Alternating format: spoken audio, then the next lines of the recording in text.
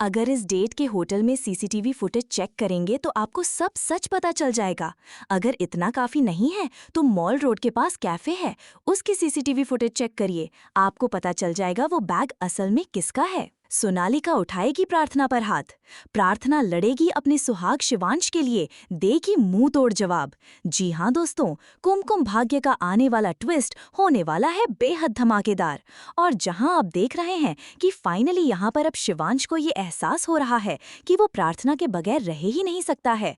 जहां प्रार्थना की नीलामी होती है, जहां प्रार्थना को जबरदस्ती ले जाया जा रहा होता है, तो वहीं पर अब करण भी पहुंच चुका है शिवांश की मदद करने के लिए। शिवांश कहता है कि एक पति जो है बहुत कुछ कर सकता है अपनी पत्नी के लिए। जब पत्नी पर मुसीबत आती है तो वहीं पर अब प्रार्थना जो है वो भी देख सकती है कि शिवांश की आंखों में उसके लिए प्यार है, दर्द भी है। क्योंकि यहाँ पर शिवांश कहता है कि पति पत्नी में झगड़े तो होते ही हैं, फिर चाहे वो छोटे हों या फिर बड़े हों।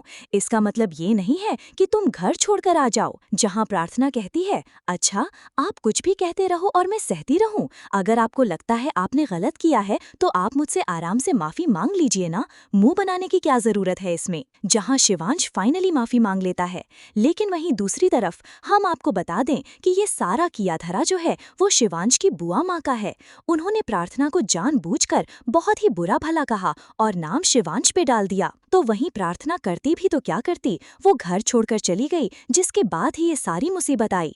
लेकिन अब दोस्तों आपको बता दें कि कहानी में अब जो शिवांश है उसकी जो मंगेतर सोनालिका है उसकी एंट्री होने वाली है, जिससे पता चलने वाला है कि शिवांश ने तो शादी कर ली, वो भी प्रार्थना के साथ। जिसके बाद शिवांश जो है इस हादसे के साथ ही प्रार्थना को घर वापस लेकर आएगा, अपने साथ अपनी पत्नी बनाकर, और कहेगा कि अब प्रार्थना कहीं नहीं जाएगी। तो वहीं अब सोनालिका आने वाली है और वो प्रार्थना पर गुस्से में हाथ उठाएगी। लेकिन भाई अब यहाँ प्रार्थना भी मुंह तोड़ जवाब देगी और कहेगी, भले ही आप उनकी मंगेतर हो लेकिन अब मैं उनकी पत्नी हूँ। उन्होंने मेरे साथ साथ फेरे लिए हैं, मेरे गले में मंगलसूत्र डाला है, मेरे मांग में सिंदूर भरा है और मैं ही उनकी पत्नी हूँ। इस घर में मेरा ही हक है रहने का। जहाँ अब शिवांश के भी होश उड़ने वाले हैं देखकर प्रार्थना का ऐसा रूप, तो वहीं अब बुआ माँ सोनालिका ये सब लोग मिलकर प्रार्थना को टॉर्चर करने वाले हैं, परेशान करने वाले हैं। अब देखना इंटरेस्टिंग होने वाला है कि आखिरकार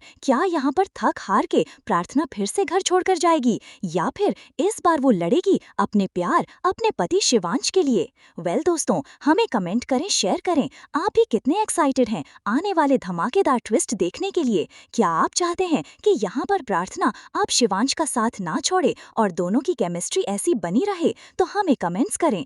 ऐसी टीवी के लेटेस्ट अपडेट के लिए चैनल को सब्सक्राइब करें।